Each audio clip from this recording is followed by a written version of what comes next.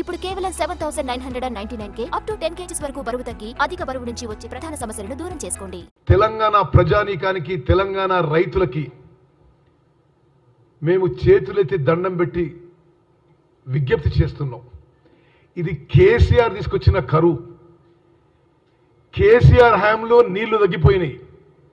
మేము 24 గంటలు కరెంటు వ్యవసాయానికి, ఇండ్లకి, పరిశ్రమలకు ఇస్తూ ఎక్కడా ఒక్క నిమిషం కరెంటు కట్టు లేకుండా, మంచినీటికి ఇబ్బంది లేకుండా, ఈ తక్కువ నీళ్లతో ఎక్కువ పంట ఎట్లా కాపాడుకోవాలో మేము సర్వశక్తులొడ్డించి ప్రయత్నం చేస్తున్నాము. ఈ మొహాన్ గట సూర్యాపేట వస్తే అప్పుడు నీళ్ళు వదిలిపెట్టినట. అసలు దేనికి నీళ్ళు వదిలిపెట్టు తెలియదు దానికి. నీళ్ళు వదిలిపెట్టింది పాలేరు పూర్తిగా అడుగంటిపోయి ఖమ్మంకి, సూర్యాపేటకి మంచినీళ్ళు లేకుంటే నాగార్జున సాగర్ నీళ్లు వదిలిపెట్టి పాలేరులో నీళ్లు రిజర్వ్ చేసి దాని నుంచి మంచినీళ్ళు ఇస్తున్నాము. నీ మొహం చూసేవారు నీళ్ళు ఇవ్వలే.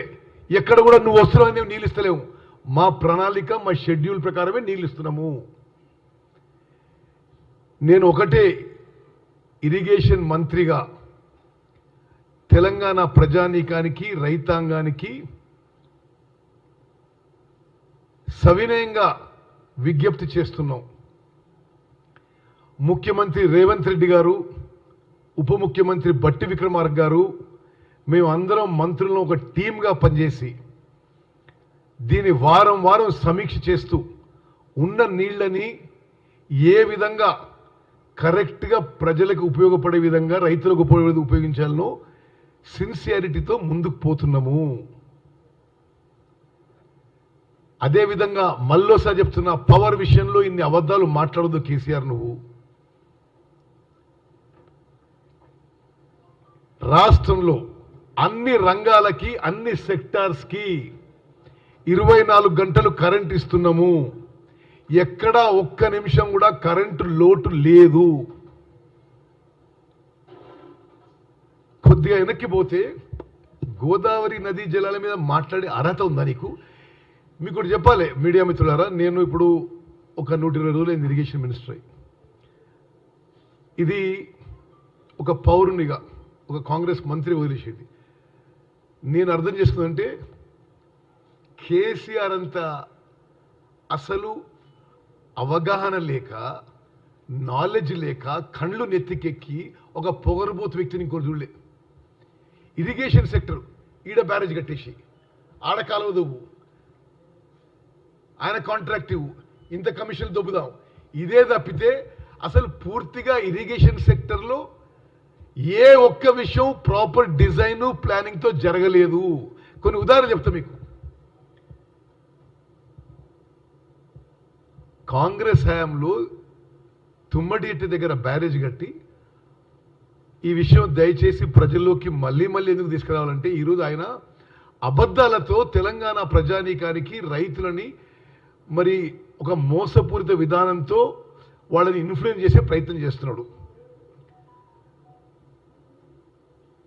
38,000 కోట్లతో 38,500 crores-తో 16 లక్షల ఎకరాలకి ప్రాజెక్ట్ డిజైన్ అయ్యి, అన్ని అనుమతులై, పనులు మొదలై 5-6 వేల కోట్లు ఖర్చు పెట్టి ఆనాటికి నా ముఖ్యమంత్రి అయిండు.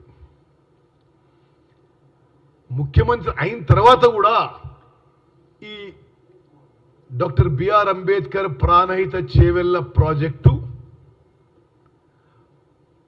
జాతీయ ప్రాజెక్ట్ ఇవ్వాలని ఆయననే డిమాండ్ చేసిండు. మరి కొన్ని రోజులైనాక ఏమనిపించిందో, దీంట్లో సరిపోని కమిషన్స్ రావు, అదిగాక అంబేద్కర్ పెట్టే ప్రాజెక్ట్ ఎందుకు, ఈ కాంగ్రెస్ వాళ్ళకి ఇది. నాకు ఆనాడున్న చాలా పెద్ద మనిషి, ఇరిగేషన్లో ముఖ్యుడు చెప్పిన విషయం, doctor BR Ambedkar Pranahita Chevella project మార్చి ఈ కాళేశ్వరం ప్రాజెక్టు చేయడానికి కేసీఆర్ కక్కుర్తి తప్పితే మరొకటి కాదు. కమిషన్ల కక్కుర్తి తప్పితే ఈరోజు తెలంగాణలో కరువు రాకపోయేది. ఈరోజు రైతులు ఇబ్బంది పడేవాళ్ళు గారు. ఆనాడు మొదలుపెట్టిన పనులు తుమ్మడిహట్టి ప్రాణహిత చేవెళ్ల ప్రాజెక్ట్ చేసుంటే తాగునీకి ప్రాబ్లం లేదు. ఆ 16 లక్షల ఎకరాలకు నీళ్ళు వచ్చేవి. ఉత్తర తెలంగాణ, నార్త్ తెలంగాణ సస్యశ్యామలయ్యేది. నీ కకృతి కోసం, మీ కమిషన్ల కకృతి కోసం, మీ కాంట్రాక్టర్ల దోస్తుల కోసం ప్రాజెక్ట్ని రెండింతలు పెంచిండ్రు. అదే ఆయకట్టుకి 80,000 కోట్లు. ఇది నేను గతంలో చెప్పినా మళ్ళీ చెప్తున్నా మీకు. సిడబ్ల్యూసి 80,000 కోట్లకు అనుమతి ఇచ్చింది. 80,000 కోట్లకి అనుమతిస్తే ఇప్పటికే 94,000 కోట్లు ఖర్చు పెట్టిండ్రు. ఎవడబ్బసొమ్మని? నీ జాగీరా ఇది? నీ ఇంటి నుంచి ఖర్చు పెట్టావా? మమ్మల్ని, ఈ తెలంగాణ ప్రజానీకానికి వాళ్ళ పిల్లల్ని తాకట్టు పెట్టి హైకాస్ట్ లోన్స్ తీసుకొచ్చి 94,000 కోట్లు ఖర్చు పెట్టారు. ఎంత దానికి మొత్తం కొత్త ఆయకట్టు 90,000 ఎకరాలు. ఇంకోటి, ఇప్పుడు దానికి పూర్తి చేయడానికి 2 ఏళ్ల క్రితం CAG control and auditor general of India అంచనా ప్రకారం 2 ఏళ్ల క్రితం ఇప్పుడు 1,27,000 కోట్లు అవుతుంది. అసలు పూర్తయ్యే వరకు ఎంత కావచ్చు? 1,50,000 కోట్లు కావచ్చు. మరి ఎవడబ్బసొమ్మని నువ్వు ఆ ప్రాణహిత చేవెళ్ల ప్రాజెక్టు మార్చేసి దీన్ని చేసినావు? నీ కమిషన్లు కొరకు కాకుంటే మనకు ఏ కారణం ఉంది?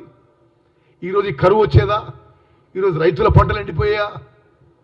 పూర్తిగా నువ్వే కారణం అని చెప్పి మనం చేస్తాను.